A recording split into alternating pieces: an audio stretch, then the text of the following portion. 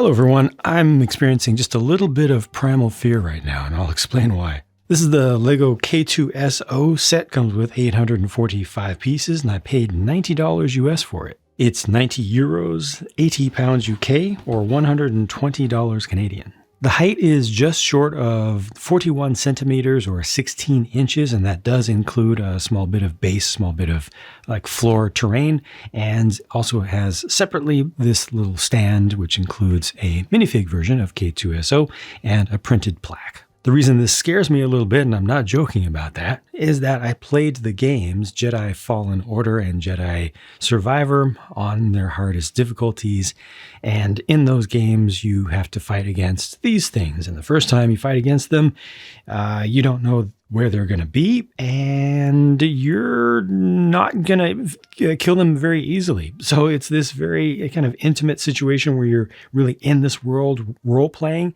These show up, and they are very, very tough, and they're very, very creepy with this almost Slender Man sort of design, and their long arms. They do this unblockable attack where they will punch, they'll lunge and punch, and these long arms will come and, well, basically the fist will go right through your body. So as a result, I literally developed a fear for this shape. And the good thing is, with this Lego set, it has captured that well enough that I feel that here, that this feels real enough.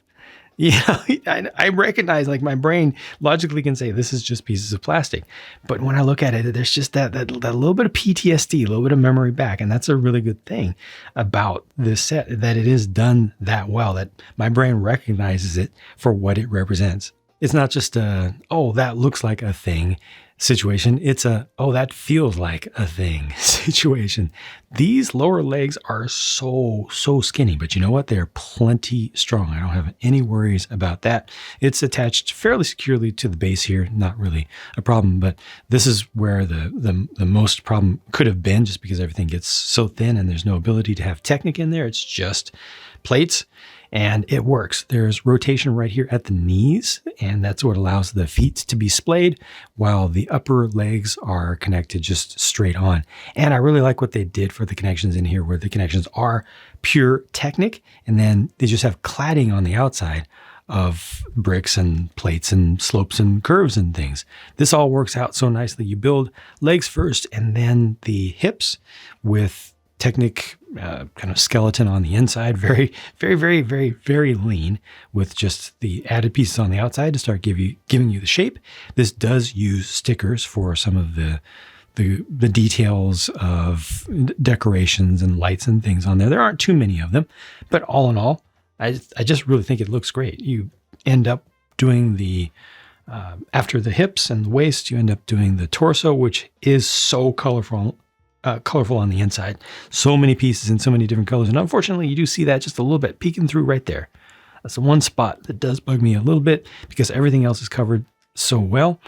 I think just those two pieces should have been a different color if that was possible at all. Because otherwise, you know, we are seeing some little bits of things, a little bit of color.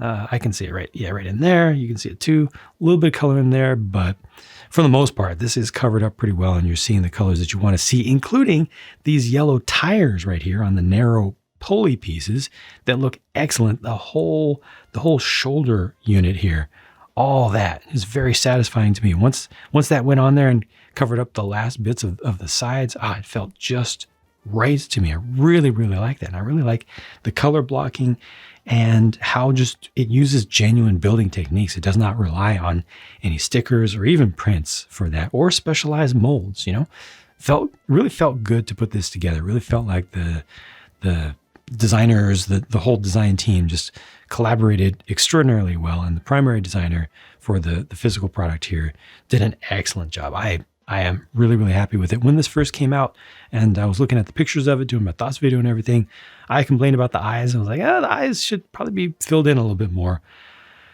But that's more because I kept more distance from them and they were fully active, you know, in the game. Most of my experience with these is with the game. But when you look at them up closer, you know, that's actually the correct look, to have the rings there. Maybe there could have been a little bit of glow on the inside, but, you know, put bars on the inside, maybe in gray or something, but I don't know. This is actually very, very good. Not the perfect proportions, but darn close.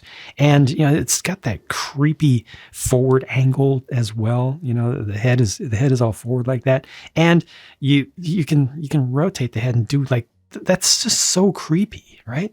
It's got a little bit of inspiration of human skeleton, just for the head though.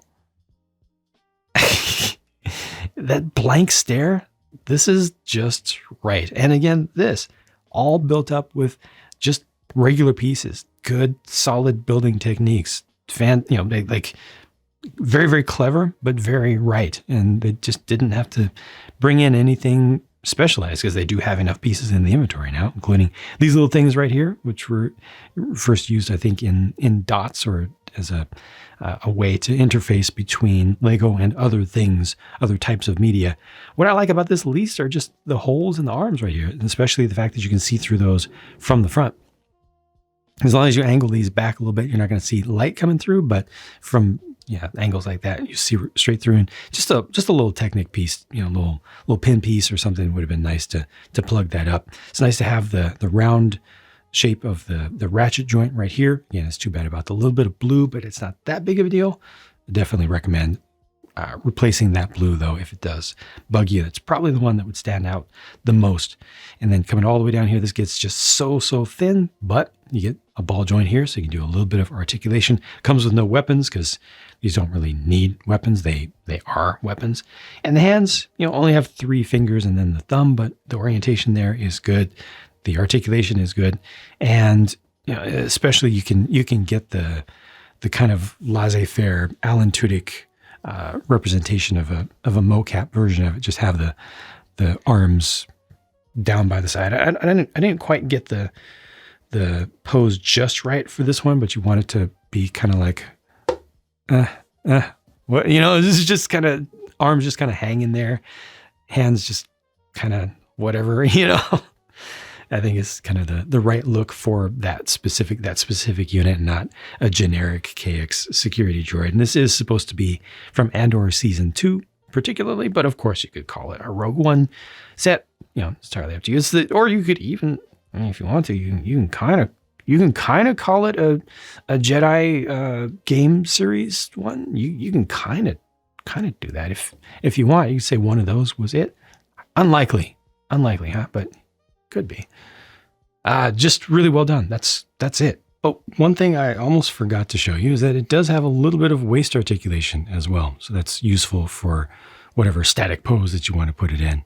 And then the minifigure we've seen and talked about in recent memory. It is also a high quality piece, in my opinion. I especially love the Imperial logo print on the side of the bar there for the shoulder. It's just such a small detail, and the print quality is very good. Obviously, this is relatively super deformed. It's squished down and all relative to the height of a regular minifigure. It is taller, which is appropriate, but they didn't go too far. They do need to have a certain minimum amount of strength. You've got the Battle Droid style legs used there, Battle Droid style arms as well, good for compatibility. Single stud on the back for connecting other things, and that is hollow as well, so you could potentially put a bar in there. Be careful, don't put a bar too far in. It'll probably start to get stuck a little bit. I think this is a relatively soft material, not like the polycarbonate substitute, so it's not going to be too bad, but just be aware of that. You're not able to turn the head. This is all just one piece for the body and head, but again, a good little thing. These are the only leftover pieces, and this is what the sticker sheet looked like. $90 US is the price, 90 euros, 80 pounds UK, or $120 Canadian for 845 pieces, with a fair number of those pieces being average size. It's not 800 one by one pieces, and then 45 normal size ones. So you have a pretty good distribution here. And just in general, I personally am very satisfied with it. Like I said, just it gives me that feeling that this is derived directly from something that is real. Can't say alive, obviously, it's a robot, but something that has movement and at least simulated intelligence and all. So I really think it captures the likeness very, very well, and I'm overall very satisfied with it. As far as the price and value is concerned, it doesn't feel that bad. I mean, this is rather rather large, and especially for something Lego and Star Wars, and it comes with a good figure and a big printed plaque. Like, everything here is a good package. It's a good thing for collectors. A lot of people will like having this. And if I compare it to the, let's say, the action figure or the statue market, obviously this is not nearly as accurate, but for the medium, it is very, very good. And from a slight distance, it looks great. And then you get up close and you realize it's made from Lego, which has its own value to it. So just all in all, I'm not mad at this thing. Could it be cheaper? Sure. But would it be cheaper? No. So I'm just happy with it. And I hope that whether you like it or not, I've at least given you a good look at the thing that has helped you to come to a decision on whether you want to buy it or not, or if you weren't going to buy it, at least now you've had a good experience around it. Thank you very much for watching. Can we do this? There we go. Thanks for watching, and I'll talk to you again soon.